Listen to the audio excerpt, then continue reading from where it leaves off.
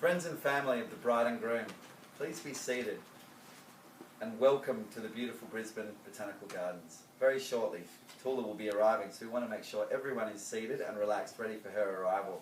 If you do have a mobile phone, please switch it off or put it to silent, as we don't want any disruptions during the ceremony.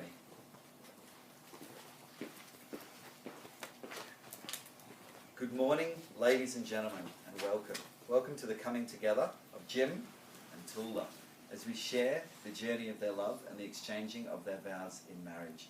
My name is Adam Nelson, and I am delighted to be sharing in this journey with you all this morning. On behalf of Jim and Toula, I'd like to thank each and every one of you for being here this afternoon and for taking the time to help me celebrate.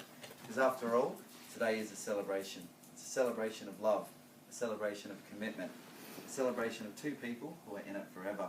And Jim and Toula would not want to celebrate this momentous occasion without their closest friends and family here present. So join me as we dive into the journey of Jim and Toula and how that very story has met them to be here today. Now you'll also notice very shortly that we are going to have a third individual standing up here, and that will be an interpreter, and it's Jim's sister Nikki, who'll be translating all of those hard to pronounce words from English into Greek. Your journey. Some would say it's fate that Jim and Toula are standing here today. In fact, it's quite fascinating how the world works and places two people who are high school sweethearts back into each other's life all these years later. Jim always referred to Toula as the one that got away. So he couldn't believe his luck when just shy of a decade ago he received a friend request on Facebook from his long-lost high school sweetheart. Seems that activating that Facebook account really was the best decision that he made after all. What started as two adults talking in a mature fashion soon turned into star-crossed lovers reconnecting and reminiscing of days gone by. Things really stepped up a notch when Jim surprised Toula by visiting her in the motherland of Greece. They spent days sipping wine, travelling, laughing, simply picking up where they left off all those years ago. And now here they stand, ready to exchange their vows in marriage. And although Toula's English may be limited, as too is Jim's Greek, their relationship is evidence that love is truly more than spoken words.